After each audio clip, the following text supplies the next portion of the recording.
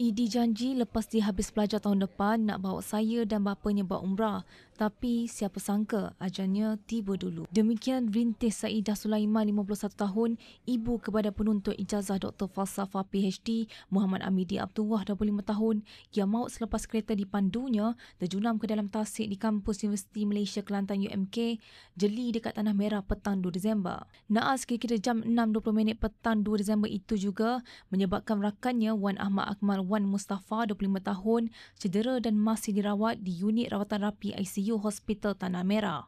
Menurut Saidah, anak lelaki itu yang juga mesra dipanggil Idi adalah anak yang baik serta pintar dan disebabkan itu mampu melanjutkan pengajian di peringkat PhD secara fast track di UMK selepas ijazah sarjana muda di universiti sama. Dalam kejadian berkenaan, Muhammad Amidi dan Wan Ahmad Akmal, penuntut Universiti Pendidikan Sultan Idris UPSI, dikatakan ingin keluar mengisi petrol apabila kenderaan dinaiki terbabas sebelum terjunam ke dalam tasik. Muhammad Amidi meninggal dunia di lokasi manakala rakannya sempat diselamatkan sekumpulan penuntut UMK yang memberi bantuan pernafasan kecemasan CPR sebelum dia dikejarkan ke Hospital Jeli. Saidah berkata sebelum keluar dari rumah untuk ke UMK Jeli pagi 2 Disember, anak ketujuh daripada 8 beradik itu sempat mencium dan bersalam dengannya dan dia juga sempat berpesan supaya berhati-hati memandu kereta.